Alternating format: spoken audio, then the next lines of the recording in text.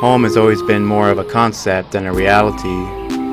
My father was Quebecois and Polish, and my mother was a Caribbean Creole of colonizer, colonized, and slave, all mixed together in the same body. And growing up on Long Island in New York, my aunt sold our farmhouse, so we had to move out, and after studying in Paris for a month, I moved out with friends to Colorado Springs, where I played in bands and worked in the call center until that job was moved to Texas.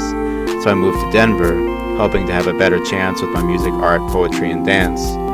And I had a nice job where I advanced from the mailroom to computers until that job was moved to Kansas. So I decided to go to college.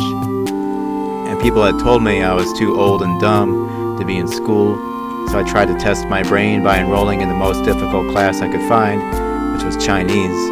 And I did very well in Chinese and applied for a scholarship to study in China.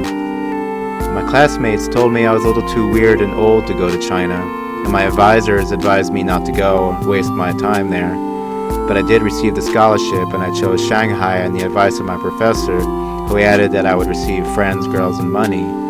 And I arrived in Shanghai in the middle of the night and took a cab to the campus. And every day I went to class, and I studied, and I went and exercised to get healthier.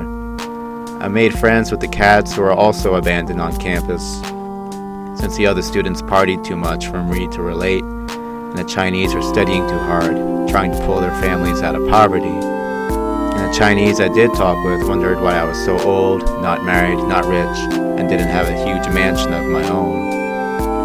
And you talk about how well you do in school, but people seemed more interested in my music and poetry and my hobbies. So they did serve as a mirror to remind myself and encourage me to be who I really am. I came back to Denver, and my girlfriend and I had already broken up, so I was floating around through houses and apartments, living with meth heads, junkies, and artists, one of whom died in our living room, announced by the paramedics at 1 in the morning. I guess I've had homes here and there, but the feeling is home is where the heart is, and if your heart is in your skin, then your home is here within. And life is like a parade of people walking by you, some of whom will stand out more to you than others. And some people will notice you from the parade and keep walking, while others will stand out from the parade and stand with you on the side. My Chinese classmates had told me I am a man of the world with my multiracial heritage, and other friends said I was so ambiguous that I looked like whatever ethnicity is the scariest at the moment.